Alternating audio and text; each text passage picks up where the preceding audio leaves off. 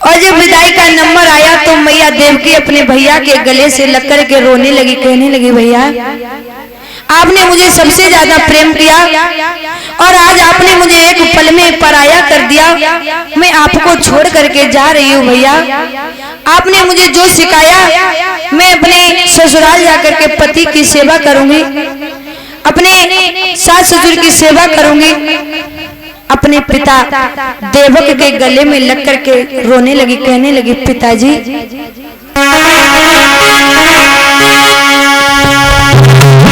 बावली जो तूने सिखाया, जो तुमसे पाया, सजने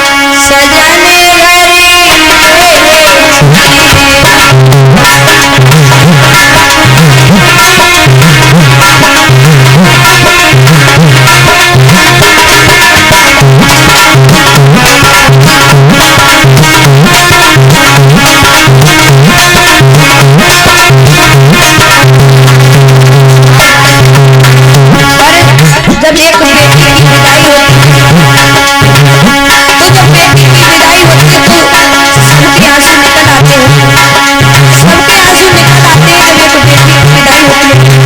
क्योंकि वो बेटी बचपन से लेकर के जिस गांव में बड़ी हुई एक पल में वो पराई हो जाती है।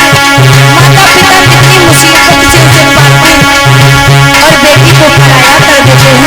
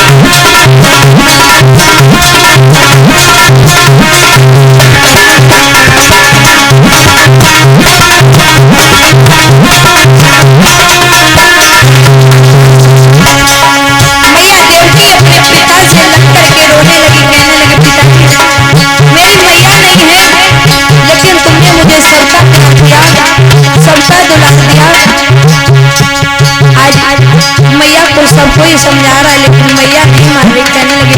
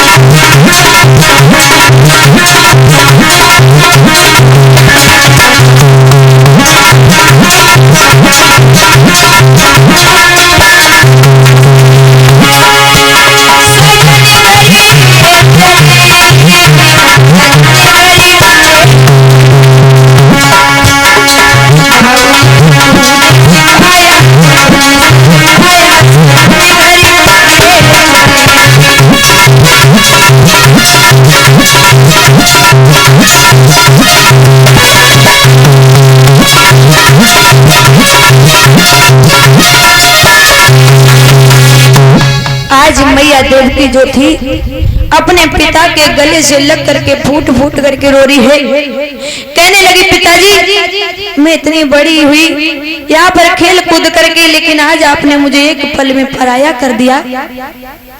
और जब एक बेटी की विदाई होती है तो वो माँ बाप अपने जिगर के टुकड़े को एक मिनट में पराया कर देते हैं। उन माँ बाप के हृदय पर हाथ रख करके देखे जिस बेटी को उन्होंने इतने प्रेम से पाला और एक मिनट में वो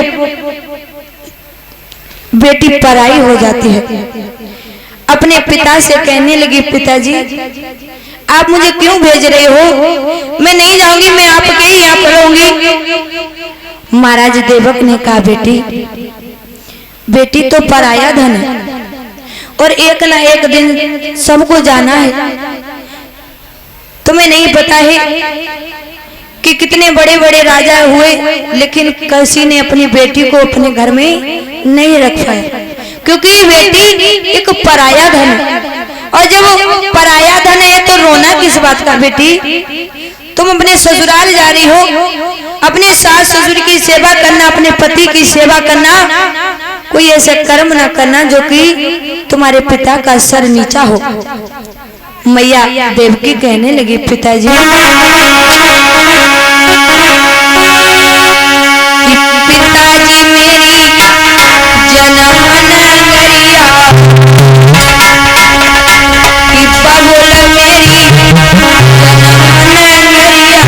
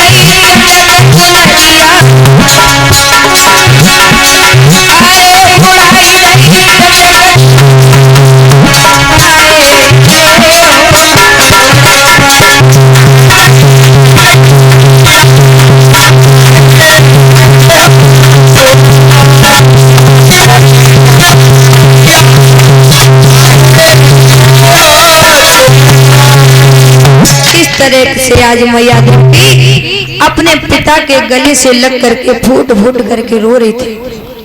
उसी समय आज भोजराज कंस ने समझाया और समझा करके आज अपनी बहन देवकी को रथ में बिठा लिया और रथ में बिठाने के बाद कुछ दूर तक अपनी बहन को विदा करने लगा।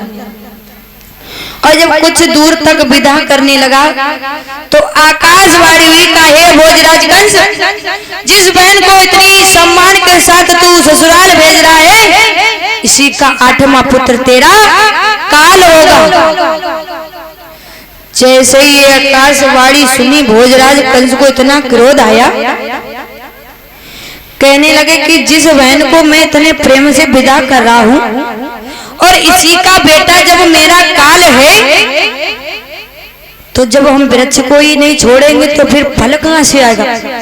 मैं अपनी बहन को ही नहीं छोड़ूंगा तो इसका बच्चा कहां से आएगा?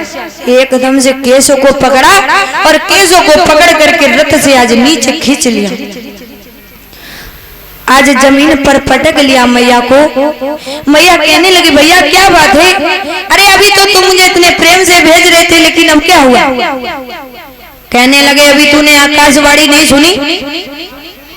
कहा कि तेरा 8वां पुत्र मेरा काल होगा, इसलिए मैं तुझे ही नहीं छोड़ूंगा तो तेरा बच्चा कहां से आएगा? और तलवार ली और तलवार लेकर के जैसे मैया देवकी को मारना चाहा तो वसुदेव आ गए। कहने लगे, भोजराज कंस, आप मथुरा नगरिया के राजा हो भोजराज कंस, और आपको शोभा नहीं देता है एक अबला पर हाथ उठाते हुए। और समझा करके बोले, राजन मेरी बात सुनो, और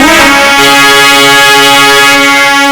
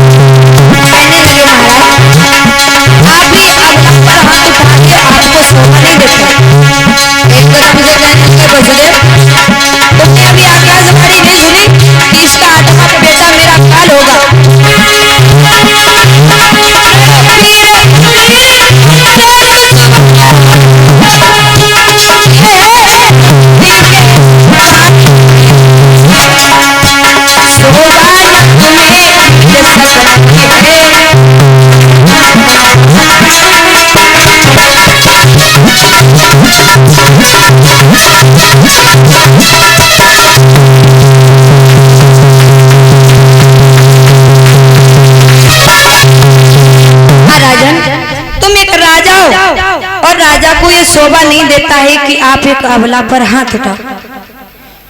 कहने लगे, राजन तुम्हें इसकी संतान से डर है तो मैं आज से आपको ये प्रण देता हूँ कि इसके जितने भी संतान होगी मैं एक एक करके तुम्हें देता जाऊंगा। कहा तो तुम अपने घर नहीं जाओगे बल्कि मेरी इस मथुरा नगरिया के जेल खानों में रहोगे। मैया देवकी और वसुदेव को आज पकड़ करके जेल खानों में डाल दिया। मैया देवकी आज जेल में अपने समय को याद करके रो रही है। कहने लगी, प्रभु मैं इसलिए अभागिन हूँ जो कि मैंने अपने ससुराल का मुंह भी नहीं देख पाया और मेरे भैया ने मुझे जेल में डाल दिया। धीरे धीरे आज मैया देवकी ने एक बेटा को जन्म दिया और उस बेटा को लेकर के आज वसुदेव जो थे भोजराज कंस के पास पहुंच गए। कहा, महाराज हमारे एक बेटा ने जन्म लिया है और वो बेटा मैं तुम्हारे पास लेकर के आया हूं। उसी समय भोजराज कंस ने उस बेटा की सूरत को देखा तो दया आ गई। कहने लगे, भोजराज कंस मेरा काल तो 8वां है और ये अभी पहला बच्चा है, तुम इसे ले जाओ और जब 8वां बालक हो तो तुम मेरे पास ले आना। उसी समय आज वसुदेव जो थे अपने बालकों को लेकर के मैया देवकी के पास गए। जा करके देवकी को दिया तो मैया देवकी ने अपने बेटा को जैसे ही देखा तो अपने भैया को दुआएं देने लगी, कहने लगी प्रभु हम जैसा भैया सबकाओ को दे। एकदम से देव ऋषि नारद जी ने देखा कि कंस पापी और पापी के दिल में दया, अगर ये इसी तरीके से बालकों को वापस करता गया तो भगवान को आने में देर हो जाएगी। बीड़ा उठाया, नारायण नारायण करते हुए सभा में आ गए और कहने लगे बेटा कंस हमारा बड़े खुश दिखाई दे रहे हो, क्या बात है? हम हाँ कुछ दिखाई दे रहे हैं और क्या कुछ दिखाई दे रहे महाराज। हाँ महाराज नारद जी, हाँ देवकी के पहला पुत्र हुआ है। अच्छा तो तुमने क्या किया? हमने हाँ वापस कर दिया। वापस कर दिया।